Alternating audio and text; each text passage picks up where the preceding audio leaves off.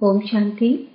8/11/25 की वाणी है। मीठे बच्चे, तुम देही अभिमानी बनो तो सब बीमारियां खत्म हो जाएंगी और तुम डबल सिरताज विश्व के मालिक बन जाएंगे। प्रश्न, बाप के सन्मुख किन बच्चों को बैठना चाहिए? उत्तर, जिन्हें ज्ञान डांस करना आता है। ज्ञान डांस करने वाले बच्चे जब बाप के सन्मुख होते हैं तो बाबा की मुरली भी ऐसी चलती है। अगर कोई सामने बैठ इधर उधर देखते तो बाबा समझते यह बच्चा कुछ भी समझता नहीं है। बाबा ब्राह्मणियों को भी कहेंगे, तुमने यह किसको लाया है, जो बाबा के सामने भी उबासी देते हैं।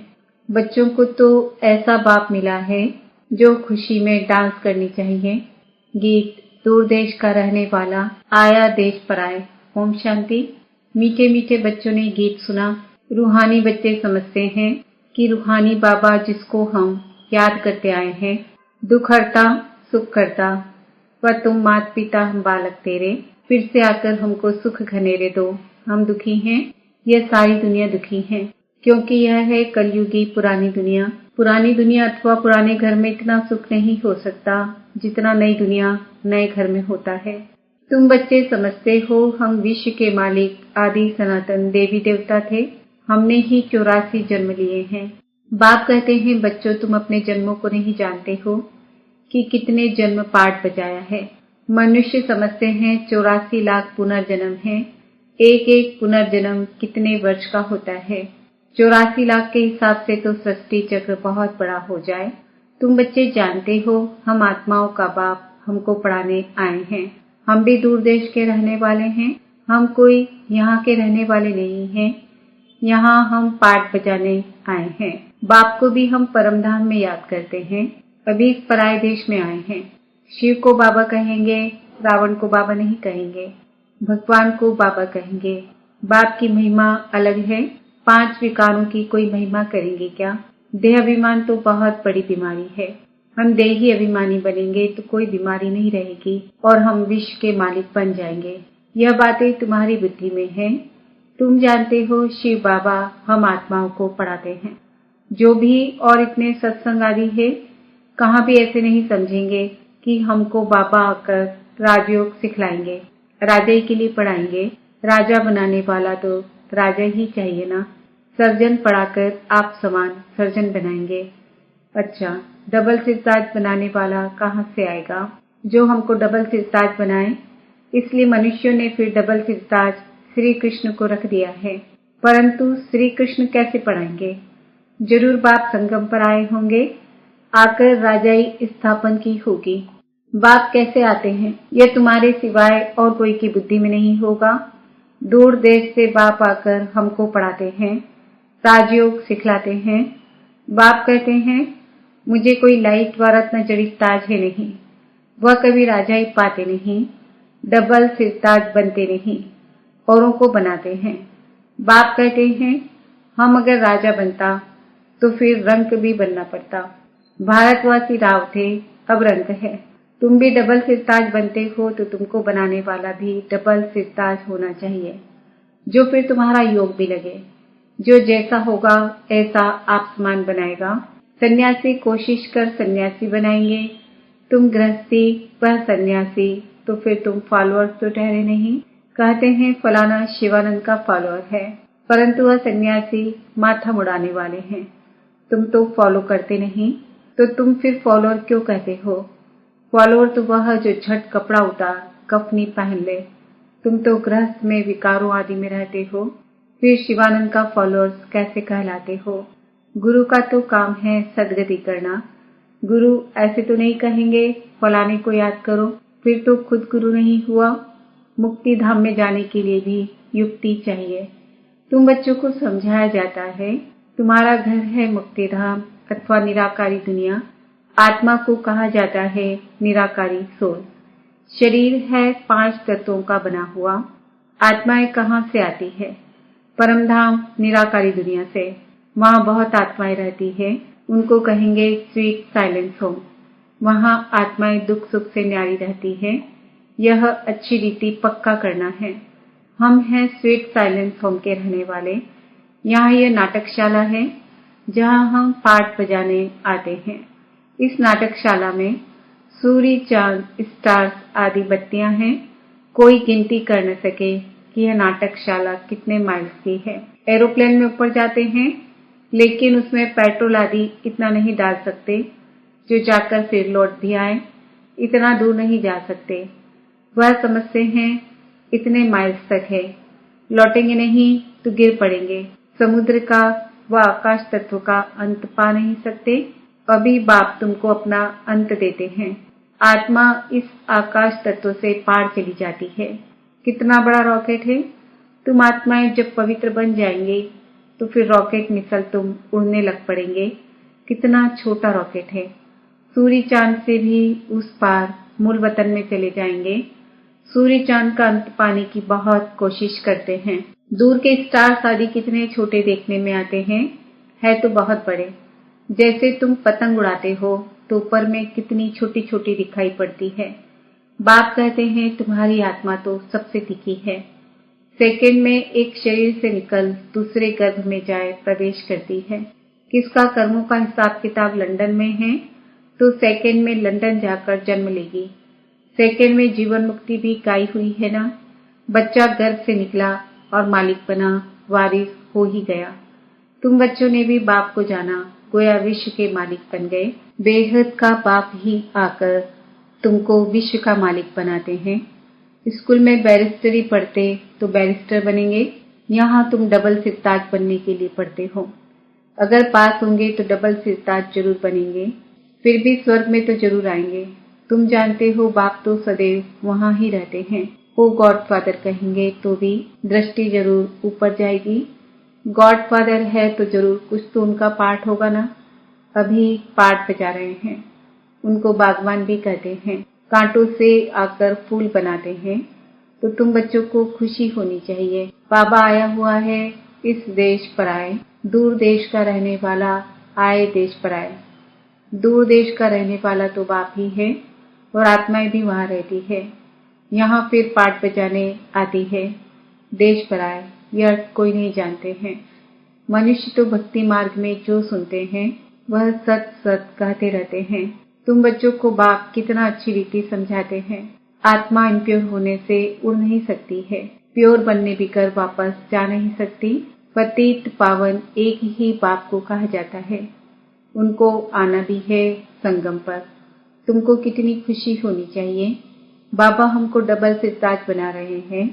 इससे ऊंच दर्जा कोई का होता नहीं। बाप कहते हैं मैं डबल सिरताज बनता नहीं हूँ। मैं आता ही हूँ एक बार पराए देश पराए शरीर में। ये दादा भी कहते हैं मैं शिव थोड़े ही हूँ। मुझे तो लकीराज कहते थे। फिर सरेंडर हुआ तो बाबा ने ब्रह्मा नाम रखा। इसमें प्रवेश कर इनको कहा कि तुम अपने जन्मों को नहीं जानते हो। 84 जन्मों का भी हिसाब होना चाहिए ना। वो लोग तो 84 लाख कह देते हैं जो बिल्कुल ही इम्पॉसिबल है। 84 लाख जन्मों का राज समझाने में ही सैकड़ों वर्ष लग जाए, याद भी पड़ न सके। 84 लाख योनियों में तो पशु पक्षी आदि सब आ जाते हैं। मनुष्य का ही जन्म दुर्लभ गाया जाता है। जानवर थोड़ी ही नॉलेज समझ सकेंगे। तुमको बाप आकर नॉलेज पढ़ाते हैं। खुद कहते हैं मैं आता हूँ रावण राज्य में। माया ने तुमको कितना पत्थर बुद्धि बना दिया है। अब फिर बाप तुमको पारस बुद्धि बनाते हैं। उतरती कला में तुम पत्थर बुद्धि बन गए। अब फिर बाप चढ़ती कला में ले जाते हैं। नंबरवार तो होते हैं ना। हर एक को अपने पुरुषार्थ से समझना है। मुख्य बात है याद की। रात को जब सोते हो तो भी ये ख्याल करो बाबा हम आपकी याद में सो जाते हैं। गोया हम इस शरीर को छोड़ देते हैं, आपके पास आ जाते हैं। ऐसे बाबा को याद करते करते सो जाओ तो फिर देखो कितना मजा आता है। हो सकता है साक्षात्कार भी हो जाए, परंतु इस साक्षात्कार आदि में खुश नहीं होना है। बाबा हम तो आपको ही याद करते हैं, आपके पास आना चाहते हैं। बाप को तुम याद करते करते बड़े आराम से चले जाएंगे। हो सकता है सूक्ष्म वतन में भी चले जाओ। मूल वतन में तो जा नहीं सकेंगे।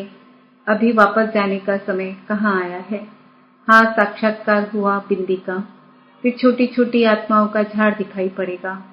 जैसे तुमको वैकुंठ का साक्षात्कार होता है ना, ऐसे नहीं साक्षात्कार हुआ तो तुम वैकुंठ में चले जाएंगे, नहीं, उसके लिए तो फिर मेहनत करनी पड़े। तुमको समझाया जाता है तुम पहले पहले जाएंगे स्वीट होम। सब आत्माएं पाठ बजाने से मुक्त हो जाएंगी। जब तक आत्मा पवित्र नहीं बनी है तब तक जा न सके। बाकी साक्षात्कार से मिलता कुछ भी नहीं है। मीरा को साक्षात्कार हुआ, वैकुंठ में चली थोड़ी ही गई।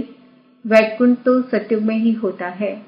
अभी तुम तैयारी कर रहे हो वैकुंठ का मालिक बनने के लिए।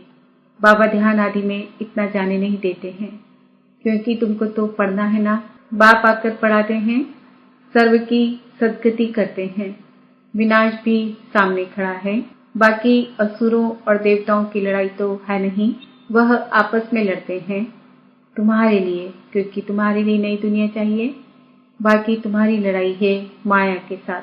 तुम बहुत नामी ग्रामी वॉरियर्स हो, परंतु कोई जानते नहीं कि देवियां इतना क्यों गाई जाती है। अभी तुम भारत को योग बल से स्वर्ग बनाते हो। तुमको अब बाप मिल गया है, तुमको समझाते रहते हैं ज्ञान से नई दुनिया जिंदाबाद होती है। यह लक्ष्मी नारायण नई दुनिया के मालिक थे ना, अब पुरानी दुनिया है। पुरानी दुनिया का विनाश आगे भी मुस्लिमों द्वारा हुआ था। महाभारत लड़ाई लगी थी, उस समय बाप राजयोग भी सिखा रहे थे। अब प्रैक्टिकल में बाप राजयोग सिखा रहे हैं ना। बाप ही तुमको सच बताते हैं। सच्चा बाबा आते हैं तो तुम सदैव खुशी में डांस करते हो। यह है ज्ञान डांस। तो जो ज्ञान डांस के शौकीन हैं उनको ही सामने बैठना चाहिए। जो नहीं समझने वाले होंगे उनको बासी आएगी। समझ जाते हैं यह कुछ भी समझते नहीं हैं। ज्ञान को कुछ भी समझेंगे नहीं तो इधर उधर देखते रहेंगे। बाबा भी ब्राह्मणी को कहेंगे तुमने किसको लाया है। जो सीखते हैं और सिखलाते हैं उनको सामने बैठना चाहिए, उनको खुशी होती रहेगी। हमको भी डांस करना है। यह है ज्ञान डांस। श्री कृष्ण ने तो न ज्ञान सुनाया न डांस किया। मुरली तो यह ज्ञान की है ना। तो बाप ने समझाया है रात्रि को सोते समय बाबा को याद करते, चक्र को बुद्धि में याद करते रहो। बाबा हम अब इस शरीर को छोड़ आपके पास आते हैं। ऐसे याद करते करते सो जाओ, फिर देखो क्या होता है। आगे कब्रिस्तान बनाते थे, फिर कोई शांत में चले जाते थे, कोई रास करने लगते थे। जो बाप को जानते ही नहीं तो याद कैसे कर सकेंगे। मनुष्य मात्र बाप को जानते ही नहीं तो बाप को याद कैसे करें। तब बाप कहते हैं मैं जो हूँ जैसा हूँ मुझे कोई भी नहीं जानते। अभी तुमको कितनी समझ आई है। तुम हो गुप्त वॉरियर्स। वॉरियर्स का नाम सुनकर देवियों को फिर तलवार बाण आदि दे दिए हैं। तुम वॉरियर्स हो योग बल के। योग बल से विश्व के मालिक बनते हो। बाहुबल से भल कोई कितनी भी कोशिश करे परंतु जीत पा नहीं सकते। भारत का योग मशहूर है, यह बाप ही आकर सिखलाते हैं। यह भी किसको पता नहीं है। उठते बैठते बाप को ही याद करते रहो। कहते हैं योग नहीं लगता है, योग अक्षर उड़ा दो। बच्चे तो बाप को याद करते हैं ना। शिव बाबा कहते हैं मामेकम याद करो, मैं ही सर्वशक्तिमान हूँ।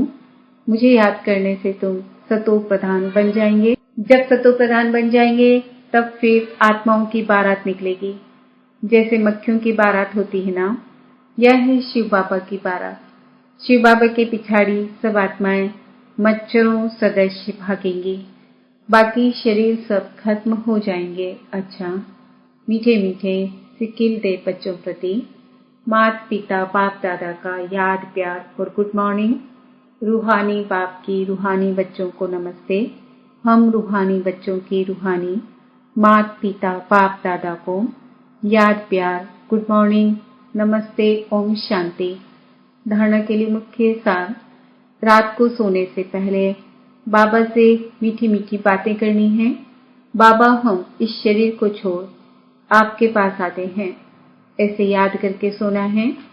याद ही मुख्य है, याद से ही पारस बुद्धि बनेंगे। 5 विकारों की बीमारी से बचने के लिए देही अभिमानी रहने का पुरुषार्थ करना है। अथाह खुशी में रहना है, ज्ञानदास करना है, क्लास में सुस्ती नहीं फैलाना है। वरदान, सेवा द्वारा अनेक आत्माओं की आशीर्वाद प्राप्त कर सदा आगे बढ़ने वाले महादानी भव। महादानी बनना अर्थात दूसरों की सेवा करना। दूसरों की सेवा करने से स्वयं की सेवा स्वतः हो जाती है। महादानी बनना अर्थात स्वयं को माला माल करना। जितनी आत्माओं को सुख, शक्ति व ज्ञान का दान देंगे, उतनी आत्माओं की प्राप्ति की आवाज या शुक्रिया जो निकलता, वह आपके लिए आशीर्वाद का रूप हो जाएगा। यह आशीर्वाद ही आगे बढ़ने का साधन है। जिन्हें आशीर्वादें मिलती है, वह सदा खुश रहते हैं। तो रोज अमृत वेले महादानी बनने का प्रोग्राम बनाओ। कोई समय व दिन ऐसा न हो जिसमें दान न हो। स्लोगन, अभी का प्रत्यक्ष फल आत्मा को उड़ती कला का बल देता है। आज का स्वमान है, मैं आत्मा महादानी हूँ। आज के व्यक्त इशारे, अशरीरी व विदेही स्थिति का अभ्यास बढ़ाओ। बाप के समीप और समान बनने के लिए देह में रहते विदेही बनने का अभ्यास करो। जैसे कर्मातीत बनने का एग्जाम्पल साकार में ब्रह्मा बाप को देखा, ऐसे फॉलो फादर करो। जब तक ये देह है, कर्मेंद्रियों के साथ इस कर्म क्षेत्र पर पाठ बजा रहे हो, तब तक कर्म करते कर्मेंद्रियों का आधार लो और न्यारे बन जाओ। यही अभ्यास विदेही बना देगा।